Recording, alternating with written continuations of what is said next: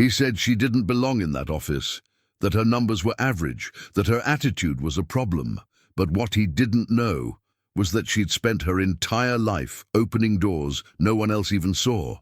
Her name is Danielle James, 39 years old, mother of one, real estate agent in a firm where the men wear suits like armor and the women fight for every inch.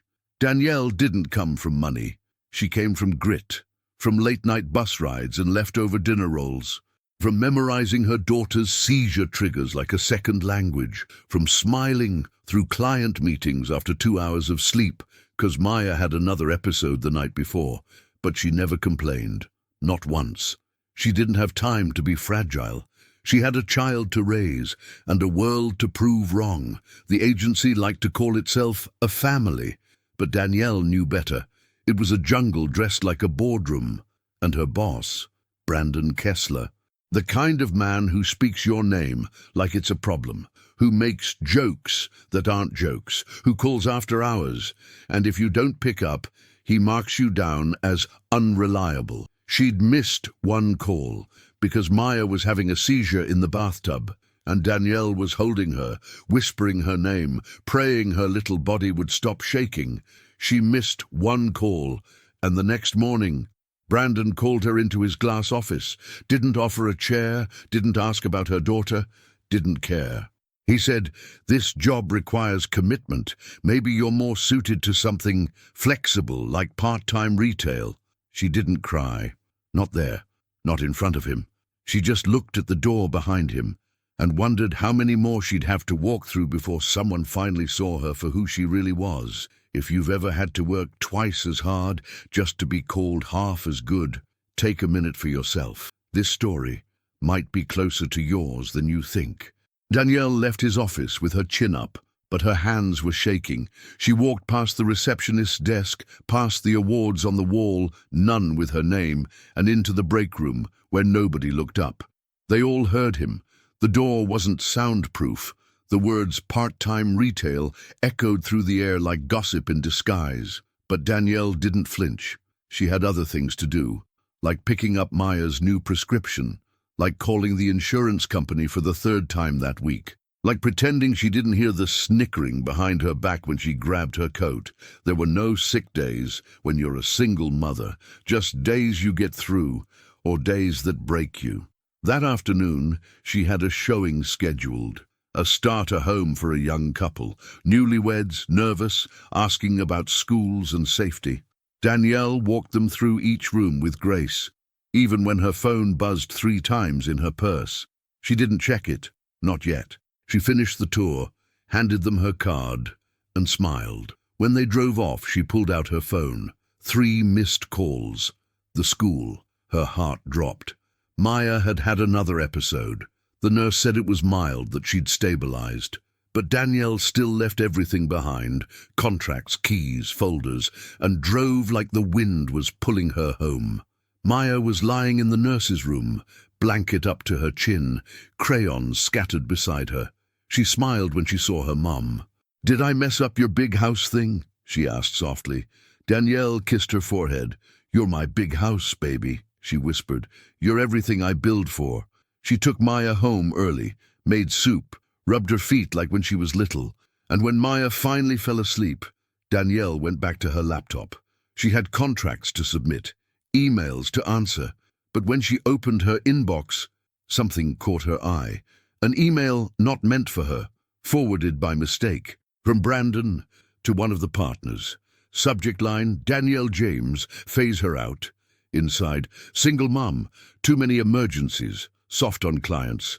No edge, keeps using the daughter excuse. Let's start moving her listings. I want her out by Q3. Danielle stared at the screen, mouth dry, chest burning. They weren't just trying to push her out. They were taking her income, her dignity, her independence.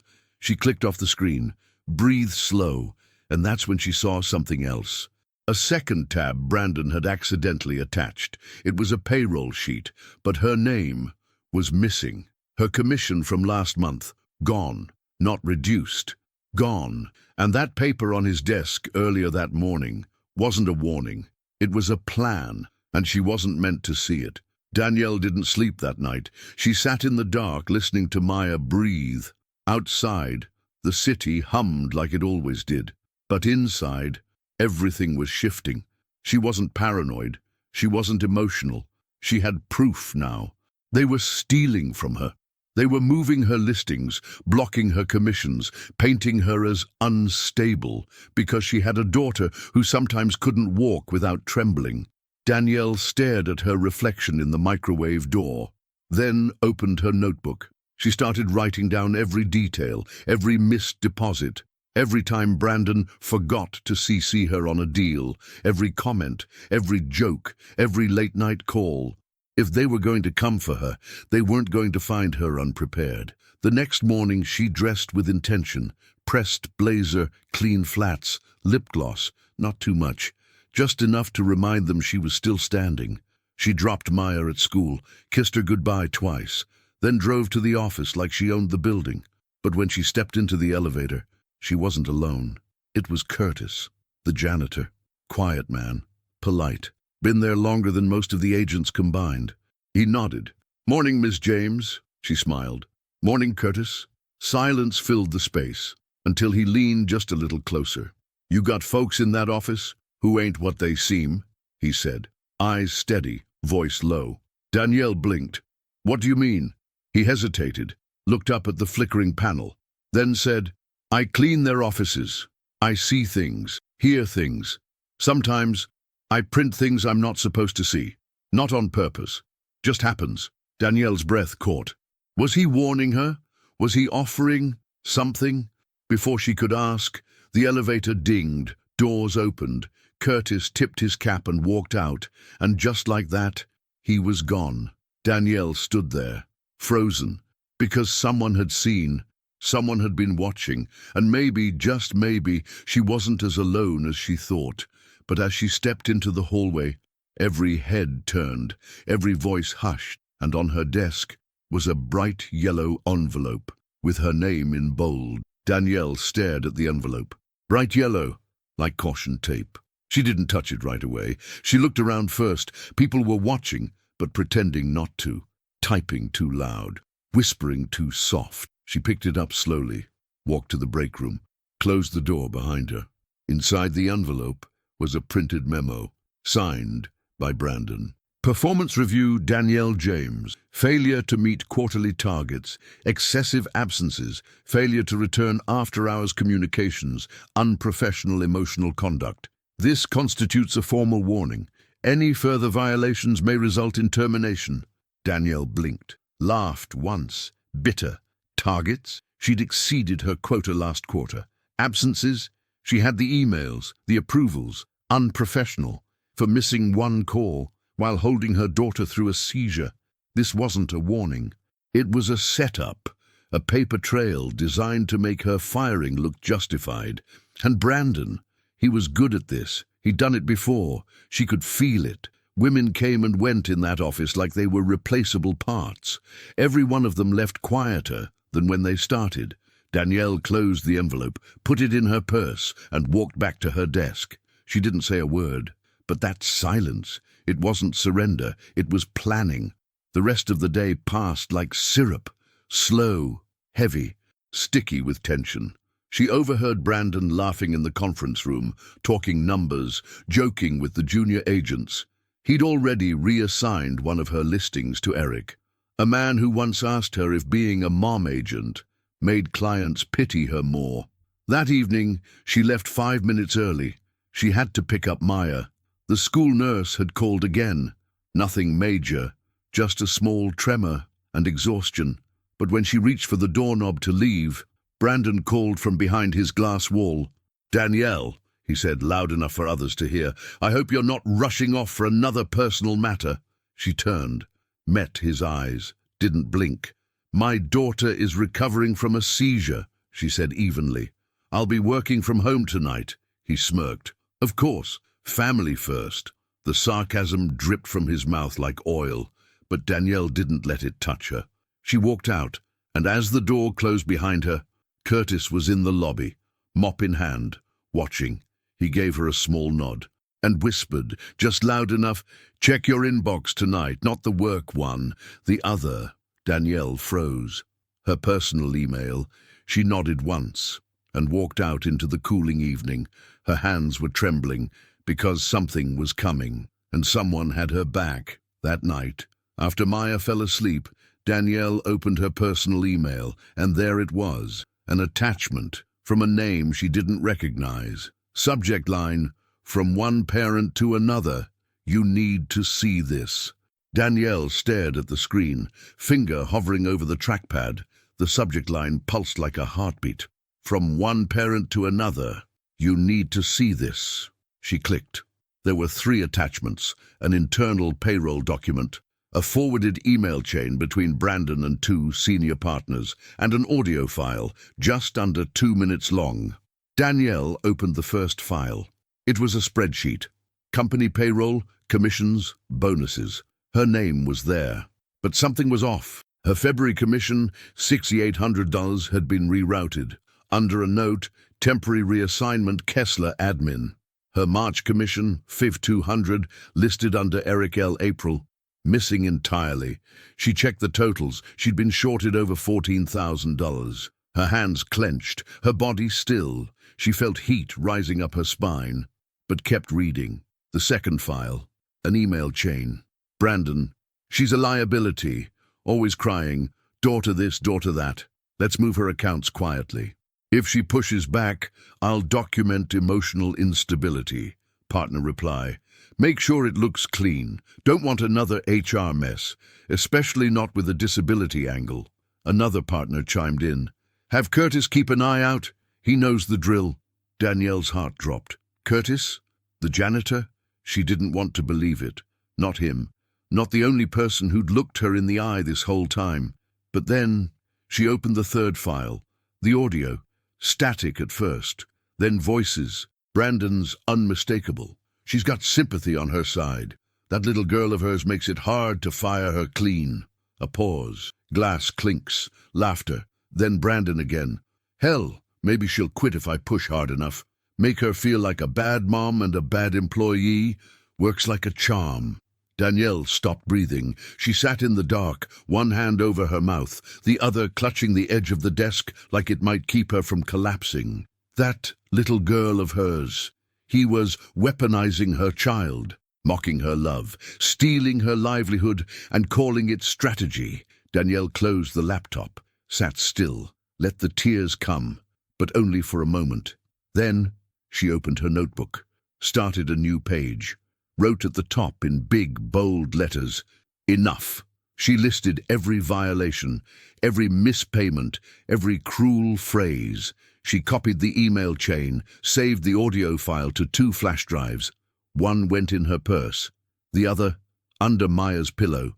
She wasn't just fighting for her career now. She was fighting for her name, for her daughter's safety, for every woman in that building who left with her head down. And just as she was about to close her notebook, her phone buzzed. Unknown number. Voicemail. She played it. Brandon's voice. "Danielle, I've been looking over your files. We need to meet. First thing tomorrow. 8 a.m. sharp. Don't be late." She didn't reply. She just looked at Maya, fast asleep. So small, so powerful, and whispered, "Let's finish this." The next morning, Danielle walked into the office at 7:55, but Brandon wasn't alone in his glass office. There was someone else waiting in his chair, a woman, with a briefcase and a badge. Danielle stepped inside the glass office calm, not a tremble in her hand, not a crack in her voice. Brandon looked up, fake, surprised. "Early today," he said with that same sharp grin, like every word was meant to cut, but she wasn't looking at him. She was looking at the woman seated in his chair. Black suit, clean folder on her lap, eyes sharp and quiet, like someone used to listening for lies. The woman stood and offered her hand.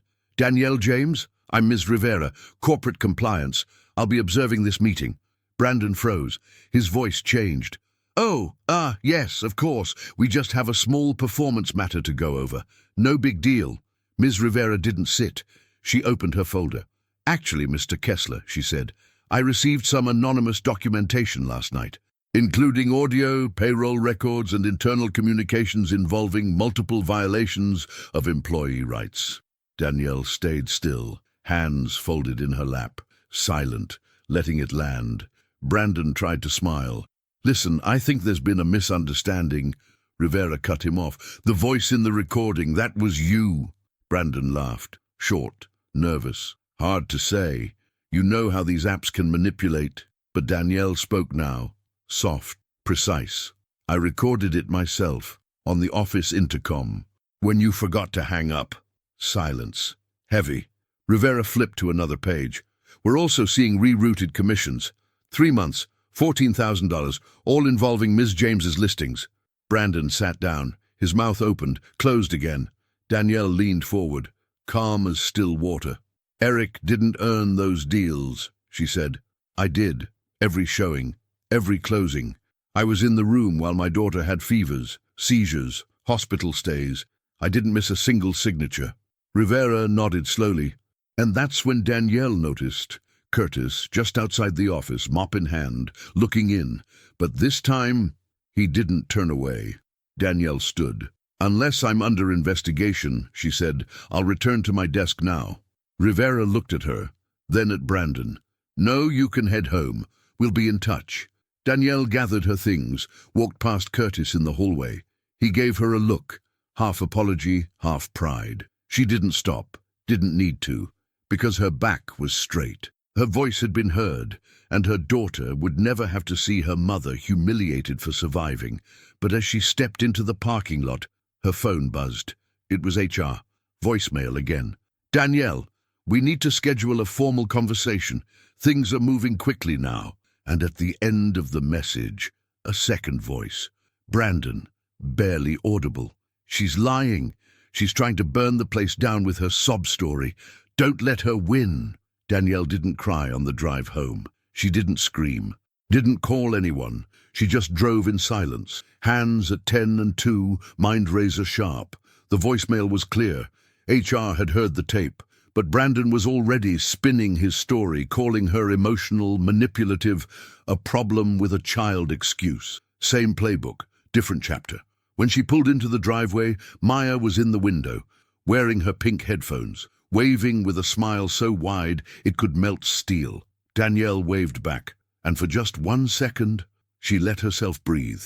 But then she got to work. She didn't know how deep this would go, but she knew one thing: truth needs proof, and she had plenty. She opened her laptop, created a folder labeled "For Legal Backup." Inside it, she dropped the commission's spreadsheet, the full email chain, screenshots of all her approved absences, every performance review she'd passed with excellence, a testimonial from a client who had followed her from 2 companies back, and a scanned copy of the sticky note Maya had left on her desk last week. "Mommy is a hero, and heroes don't quit." She stared at that note for a long moment, then added one more file to the folder, the audio recording. Labeled it "Brandon, Intent to Sabotage." By morning, she sent it all, not to HR, but to the Regional Ethics Board, and blind copied a lawyer she knew from a housing rights nonprofit, a woman named Faith Johnson, someone who once told Danielle at a conference, "If the walls close in, you call me. You don't have to bleed quiet." The email was short, direct, professional. "I'm reporting a pattern of discrimination, financial theft, and targeted harassment based on parental and disability status. I am a licensed agent and single mother of a special needs child. Attached is my evidence. I look forward to your reply." She hit send, then walked to the kitchen.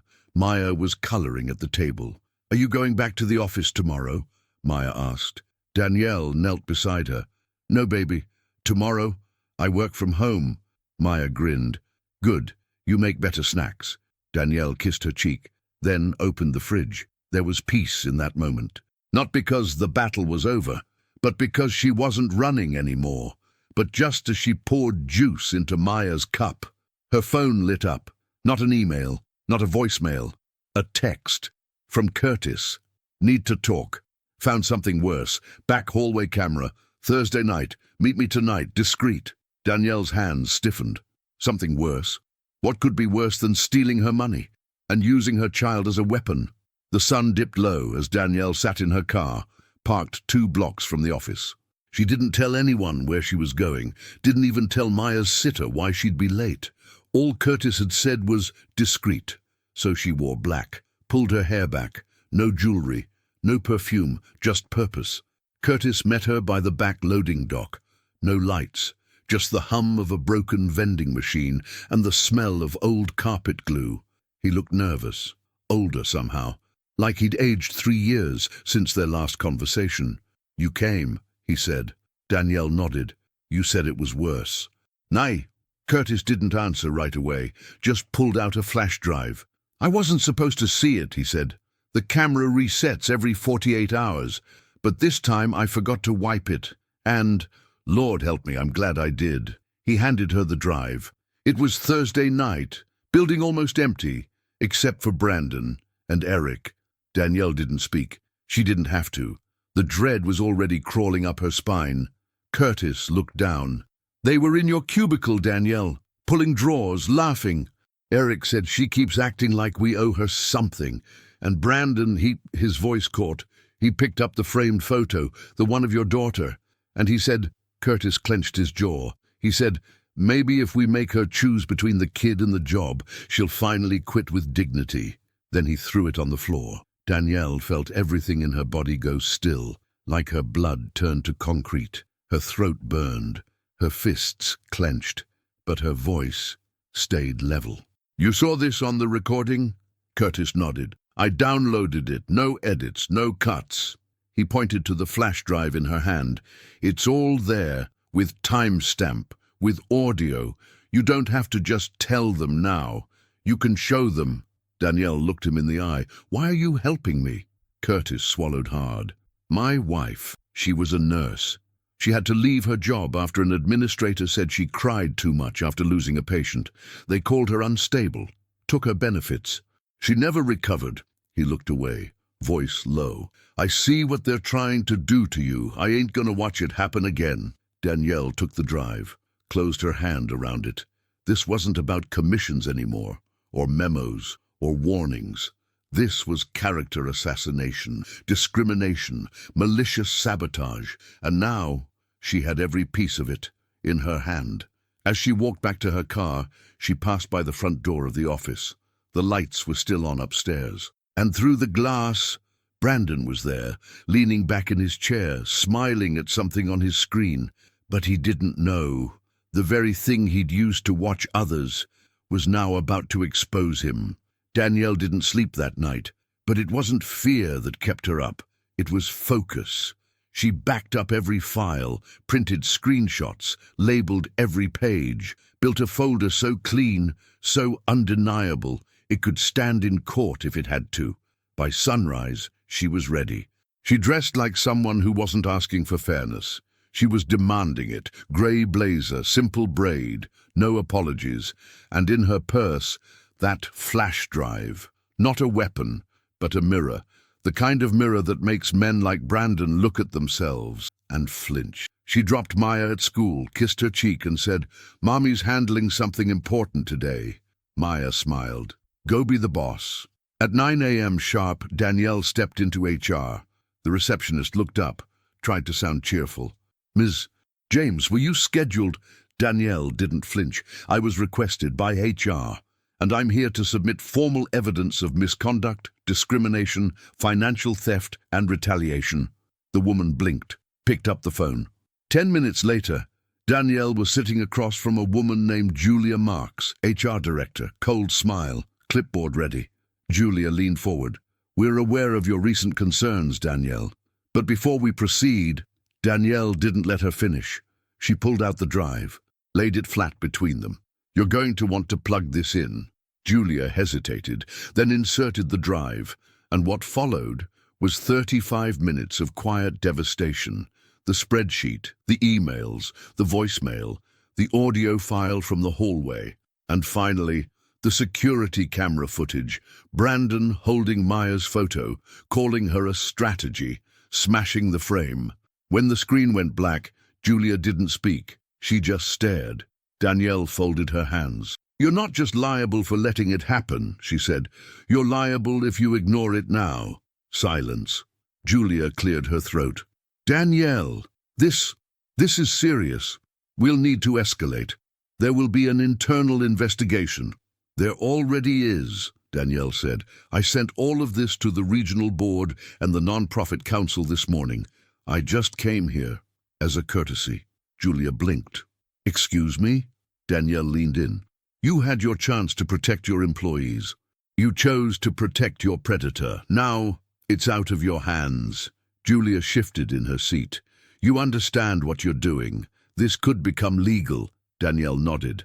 I hope it does. She stood, gathered her papers, and as she turned to leave, the door opened. Curtis stepped in, holding a sealed envelope. For Ms. Marks, he said. Anonymous statement regarding misconduct and office surveillance abuse. Julia reached for it. Curtis didn't let go right away. You might want to read it soon, before this whole place gets named in court filings. Then he looked at Danielle. Some of us don't forget what right looks like, he said.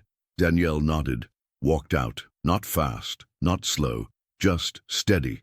But as she passed Brandon's office, she saw him through the glass, on the phone, red in the face, pacing like a man who just realized the house he built was on sand. Danielle drove home with the windows down. No music, just wind and breath, and the weight of everything finally beginning to lift. But she wasn't celebrating, not yet, because justice doesn't come fast. It comes in pieces, commas, pauses, investigations, names that stop getting invited to meetings. By the time she pulled into her driveway, there were already 3 missed calls, all from blocked numbers. She didn't answer, not yet.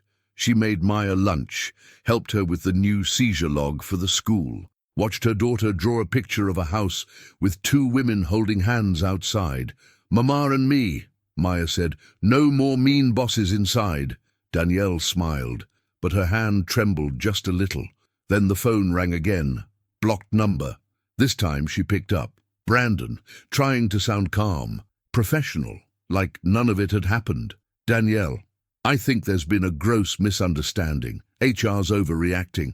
These files, these recordings, you have to know that context matters. We can't have you damaging your own reputation like this. She said nothing. He continued. You're clearly upset, and I understand that. But you're emotional. You've always had a hard time separating work and personal. She cut in. No, Brandon, you had a hard time separating manager from predator. Silence. Then he shifted gears. We can offer a severance, generous, in writing. You sign a mutual NDA and we move on. No hard feelings. Danielle closed her eyes. This was the part where they tried to buy her silence, wrap the abuse in paperwork, call it mutual. But this wasn't mutual, and it damn sure wasn't just business. You broke the law, she said. You tried to break a mother, and you used my child to do it. Brandon's voice tensed. You're making this difficult. Danielle didn't flinch. No, you made this cruel. Then she hung up, just like that. She didn't scream, didn't slam the phone. She just closed the door. And when she looked back at Maya, her daughter was holding up her drawing again. Can I add a key, Mummy, to the door? Danielle smiled, kneeled beside her. Yes, baby, add the key. That's how we open our own doors now. But as Maya picked up her crayon, Danielle's email pinged. Subject line, response required, formal review scheduled from Regional Ethics Board. She opened it. They were launching a full investigation, effective immediately, all parties notified, outside counsel involved. And the last line chilled her, but in the best way. We are requesting a full interview with Ms. James within 48 hours to begin resolution procedures. She read it twice. Then again. She wasn't just being heard, she was being believed. But before she could exhale, her phone buzzed again. This time it wasn't Brandon, it was someone else from the office, a woman, whose voice cracked when she said, Danielle, I saw what you did. Can you help me next? Her name was Shayla, junior agent. Late 20s, quiet, always stayed late, always smiled too quick when Brandon walked by. Danielle never knew much about her, only that Shayla once dropped her coffee when Brandon touched her shoulder and apologized like she had done something wrong. Now she was on the phone, voice low, breath shaky. "I didn't know if I should call," she whispered, "but I saw your name in the email, the one HR sent. And then people started talking about the recording, about the commissions." Danielle sat down slowly. Maya was in the living room, watching cartoons with a blanket around her like armor. "You did the right thing, Shayla," Danielle said softly. "You called. That's the first step." Shayla hesitated, then her voice cracked. He did things, not just to you, to me. Made comments about my clothes, my voice. Said I had to learn how to close if I wanted real clients." Danielle closed her eyes, because she knew that tone. Not anger, not panic, shame. The kind of shame that doesn't belong to the victim, but still sticks like tar. Danielle took a breath. "You're not alone," she said. "You never were. You just didn't have a door to walk through. Until now." Shayla was quiet, then whispered, "If I come forward, he'll ruin me." Danielle's voice was steady, low, certain. "No, baby, he already tried, and you're still here." Silence. Then, "Will you come with me to HR?" Danielle smiled, tears stinging her eyes. "Not just HR. We're going to the board, with lawyers, with backup, with truth, and this time, they're going to listen." She hung up the phone, stared at the screen. That one call changed everything, because now it wasn't just her case. It was a pattern, a culture, a sickness that had been fed by silence. Danielle opened her email, typed a single message to Ms. Rivera. "You asked for documentation. I have another testimony, and this time she's not afraid." She hit send. Then she did something she hadn't done in months. She pulled out the old vision board she used to keep hidden behind her dresser. It was wrinkled, edges curling, a photo of a small office space, a clean window, a sign that said, "James and Associates, Real Estate with Dignity." She smiled, pinned it to the fridge. "Let Maya see it." "What's that, Mommy?" Danielle kneeled beside her. "It's where we're going next." But before she could say more, her phone lit up again. Another number. This time from someone she hadn't heard from in years. Maya's father, the man who left when the diagnosis came, the man who said he couldn't handle a broken child. His voice came through the speaker like gravel and guilt. "Danielle, I heard about the lawsuit. You need to stop. You don't want to dig up the past."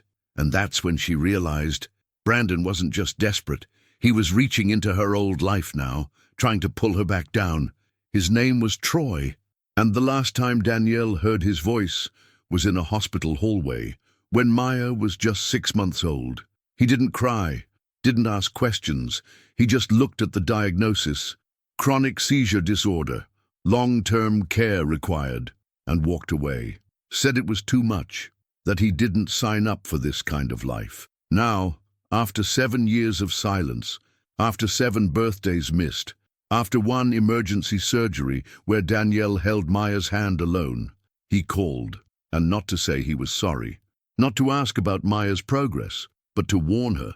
"You're making waves, Danielle. I heard you're going after some big names. That kind of heat, it doesn't stay in one corner. It spreads." Danielle didn't answer right away. She stood by the window, watching the rain tap against the glass, like it had something urgent to say. Troy kept talking. "I know Brandon.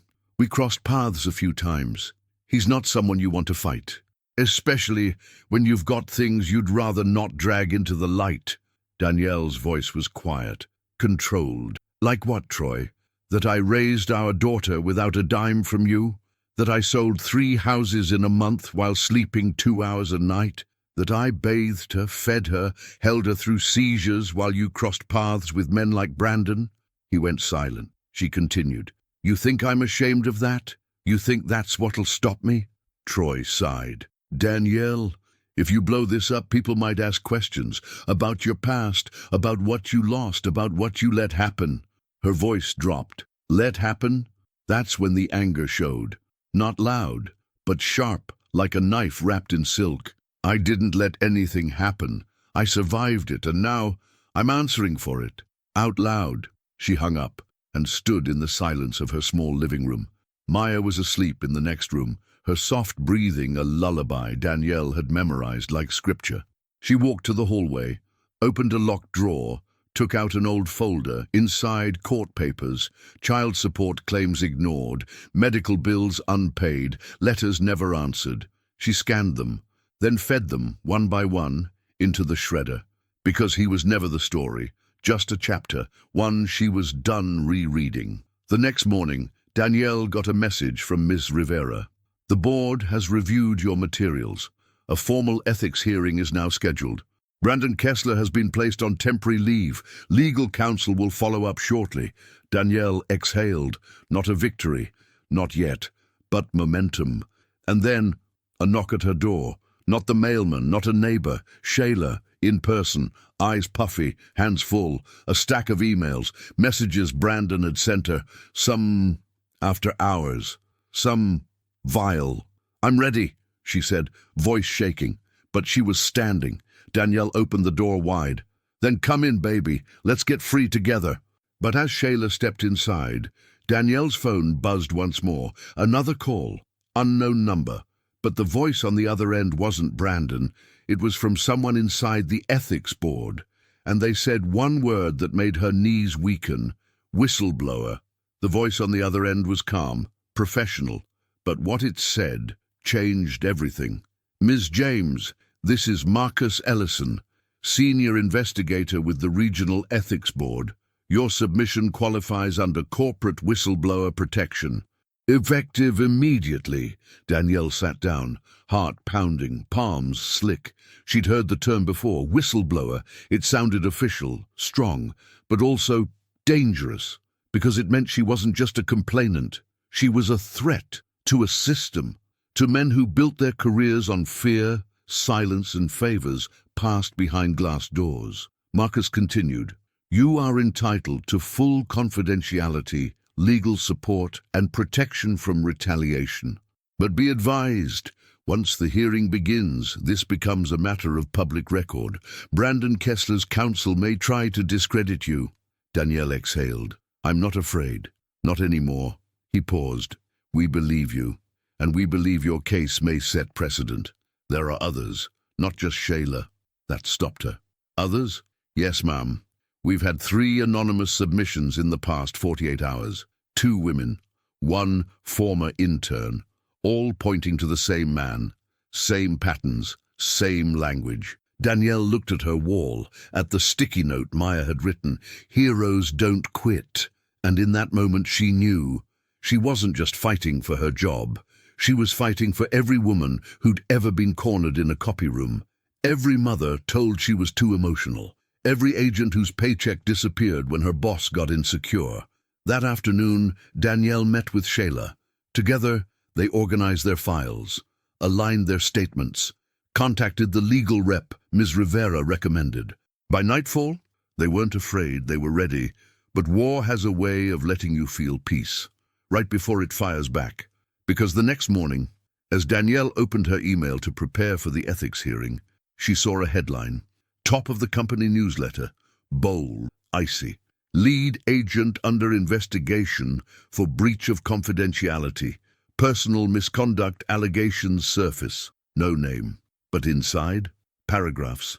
About a certain agent who weaponized personal circumstances to gain sympathy, who created a hostile environment by spreading recordings illegally, who disrupted internal harmony with emotional outbursts and unfounded claims. Danielle's mouth went dry, because it was her. They were talking about her, and trying to make her the villain. Before the truth could even breathe, then her phone buzzed. 3 missed calls, 1 from a client. Voicemail. "Ms. James, I'm concerned about what I read this morning.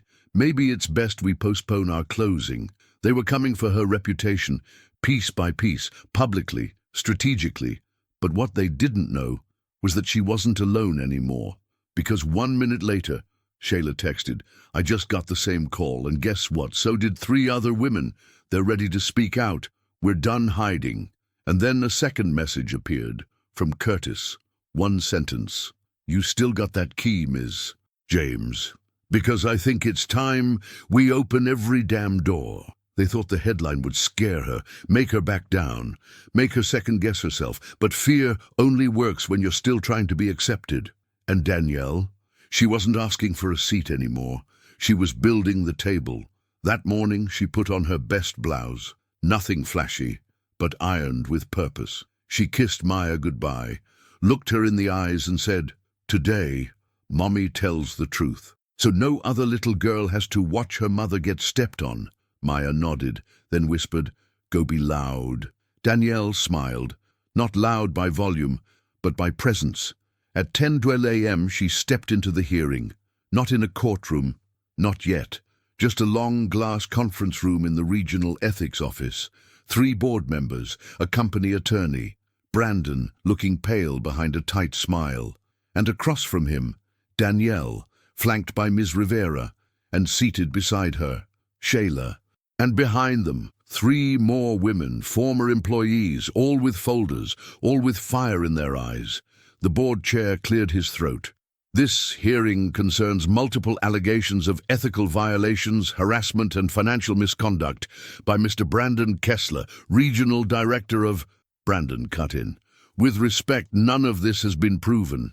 We're dealing with a disgruntled employee and hearsay." Danielle raised her hand. Didn't wait for permission. She placed the flash drive on the table. "These are not opinions, they're records. And I have sworn statements from others, including women who were forced out silently." The chair nodded.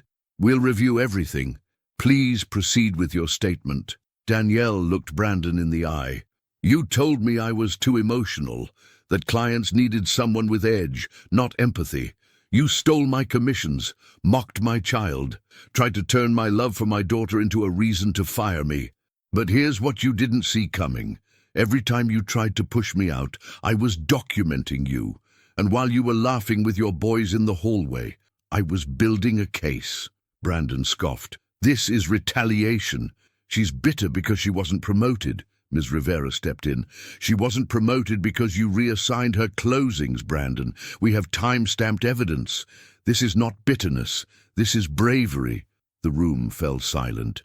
And then Curtis walked in, uninvited, but with a letter in his hand. "To the board," he said. "Witness testimony from a man who watched too long and stayed too quiet." He laid it down, then looked at Danielle. "I never forgot what dignity looked like," he said. "And she brought it in every day, even when y'all were trying to strip it off her." The board took the documents, read in silence, and when they finally looked up, the chair said, "Effective immediately. Mr. Kessler is suspended pending full investigation. Ms. James, we will contact you regarding restitution and formal acknowledgement of damages." Danielle nodded. No tears. "Not now." She stood, held her papers tight. But as she turned to leave, Brandon hissed under his breath, "You think this changes anything? You're still just a mom with problems." Danielle stopped, turned, and whispered, "No, I'm a mother with proof, and that makes me powerful." As she stepped outside, Shayla hugged her, tight, and one by one, the other women followed. This wasn't just justice. It was the beginning of something bigger, but just as Danielle reached her car, her phone buzzed. An email. Subject, "Interest in independent agency collaboration. Let's talk." It was from a woman-led brokerage, realtors with purpose, real estate with heart, and the message said, "We heard your story. We want you to lead something new."